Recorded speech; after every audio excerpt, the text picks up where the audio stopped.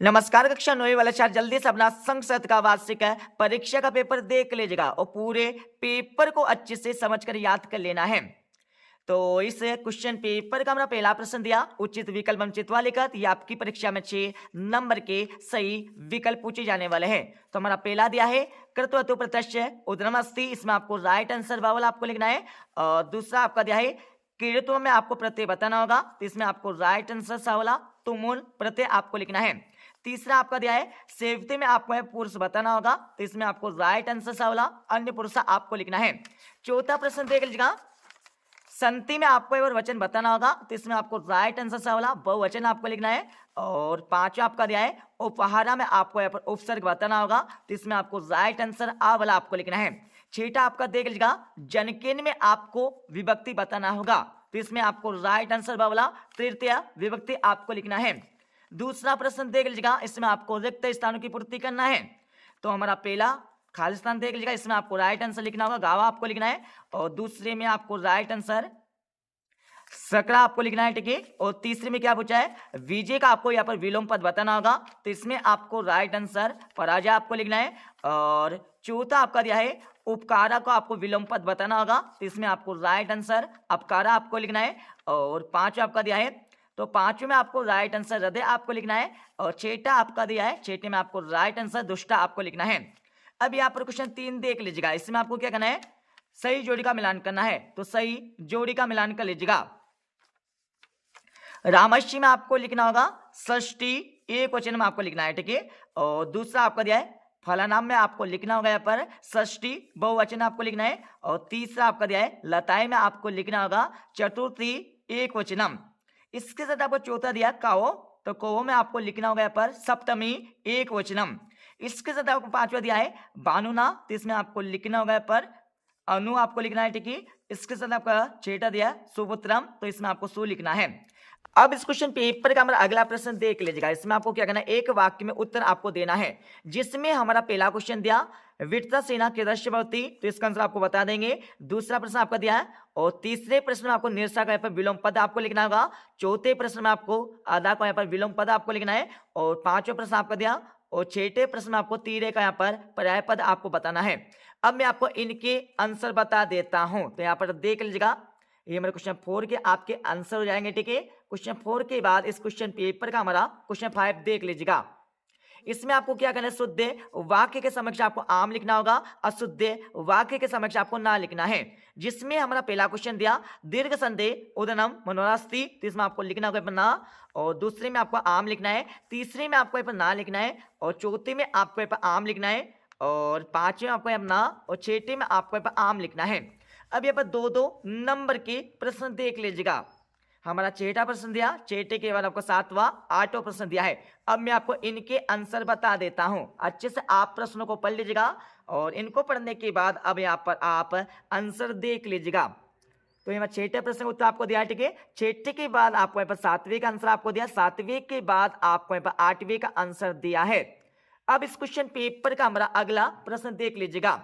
इसमें आपको क्या करना है, तो इसमें भी आपको यहाँ पर इसका आंसर देना होगा, ठीक है। ये भी आपकी परीक्षा में 2 नंबर का प्रश्न पूछे जाने वाला है। 10वां प्रश्न आपको दिया, 10वें के बाद आपका यहाँ पर 11वां प्रश्न दिया है। इसमें क्या करना आपको इन प्रश्नों को आपको यहाँ पर प्रश्न निर्माण करके आपको लिखना होगा, ठीक है। और 12वें प्रश्न में आपको बताना होगा का कम प्रति कथयति, किसने किससे कहा, ये आपको बताना होगा। और 13वें प्रश्न में आपको क्या करना है वाक्य को शुद्ध करके आपको लिखना है। अब मैं आपको यहाँ पर 9वां 10वां 11वां 12वां 13वां का आंसर बता देता हूं। तो ये हमारा 9वें का आंसर आपको हो जाएगा, ठीक है। 9वें के बाद आपको यहाँ पर 10वीं का आंसर आपको दिया, 10वीं के बाद आपको यहाँ पर 11वें प्रश्न का उत्तर आपको दिया, 11वीं के बाद आपको यहाँ पर 12वीं का आंसर आपको दिया, 12वीं के बाद यहाँ पर हमारा 13वें का आंसर आपको दिया है। अब इस क्वेश्चन पेपर का हमारा 14 प्रश्न देख लीजिएगा। इसमें आपको क्या करना है, तो इसमें आपको एक श्लोक लिखना है, ठीक है। तो इसका आंसर भी आपको बता देंगे। और इसके साथ आपको यहाँ पर 15वां प्रश्न दिया, इसमें आपको खाली स्थान की पूर्ति करना है। और 16 प्रश्न आपका दिया। अब मैं आपको 14वां 15वां 16वां का आंसर बता देता हूं, अच्छे से देख लीजिएगा। तो ये हमारे यहाँ पर 14वें प्रश्न उत्तर आपको हो जाएगा, जिसमें आपको एक श्लोक लिखना होगा, ठीक है। अच्छे से लिख लीजिएगा। और 15वें का आंसर आपको दिया, जिसमें आपको खाली स्थान की पूर्ति करना है। और 16वें का आंसर आपको दिया है। अब इस क्वेश्चन पेपर का हमारा अगला प्रश्न देख लीजिएगा। यहाँ पर हमारा 17वां प्रश्न दिया, इसमें आपको क्या करना है, गद्यांश को पढ़कर इसके नीचे लिखे प्रश्नों के उत्तर आपको देना होगा। तो हमारा पहला प्रश्न दिया, पहला ही प्रश्न का उत्तर आपको कहां से लिखना है मैं बता देता हूं, यहाँ पर देख लीजिएगा। तो पहले का आंसर आपको लिखना होगा यहां से लेकर यहां तक आपको लिखना है, ठीक है। और दूसरा प्रश्न आपको दिया, दूसरे का आंसर आपको कहां से लिखना है, तो दूसरे प्रश्न का उत्तर आपको लिखना होगा यहां से लेकर यहां तक।